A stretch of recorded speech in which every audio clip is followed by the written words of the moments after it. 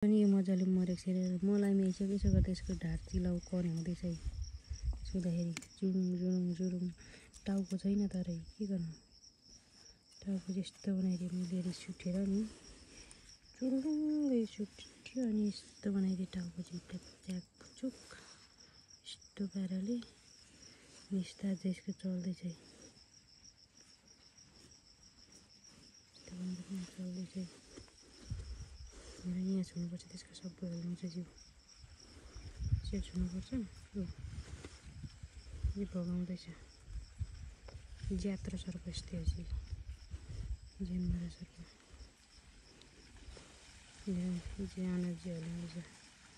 नखानु पऱ्यो नि त, नठुङ्ने हो त्यसले किन मार्नु त, ठुङ्छ त अझै राम्रो ज्यान हल्लाउँदैछ। अनि भन्थ्यो होइन थुत्ना र पुच्छर ठोकाइदियो भने बाँच्छ भन्थ्यो, त्यही भएर म चाहिँ थुत्ना र मुख यसरी जोल्ठ्याउँदैछु।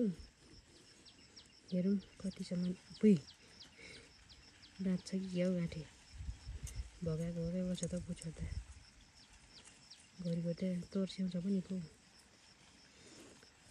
बाँच्छ कि केल्टोको मान्छे नसक्ने भएपछि हेर त मछहरूले नि हेप्छ र गालातिर किस खान हिँड्छ।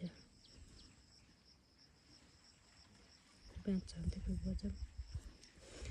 अब त बाँचे पनि यसको केही फाइदा छैन, बाँचे पनि म छोडिदिन्छु किनभने यसको मैले मुख यस्तो बनाएको छु नि त, यसको जिब्रो सिब्रो छैन नि त, अब ठुङ्ने दाँत छैन, दाँत नभएपछि त्यही बाँचेर पनि काम छैन, ठुङ्दैन बाँच्यो भने होइन।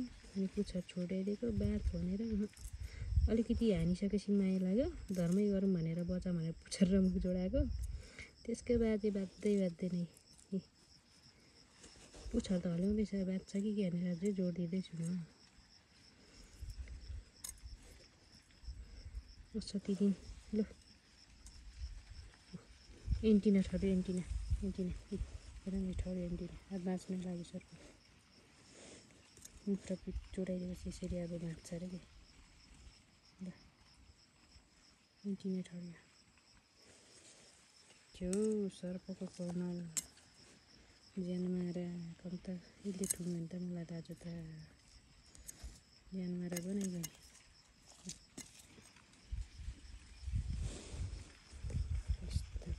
यस्तो पाराले जिब्रो टुक टुक टुक गर्दै थियो, देखिनँ जिब्रो हेर न, जिब्रो चाहिँ यहाँ चाहिँ यो जिब्रो टुक्ने जिब्रो यस्तो खतरा जिब्रो तिखो छ नि, यता फल्टेको यो जिब्रो खतरा छ, जिब्रो चाहिँ मान्नै पर्छ यसकै। वेट डर लाग्यो दाइ।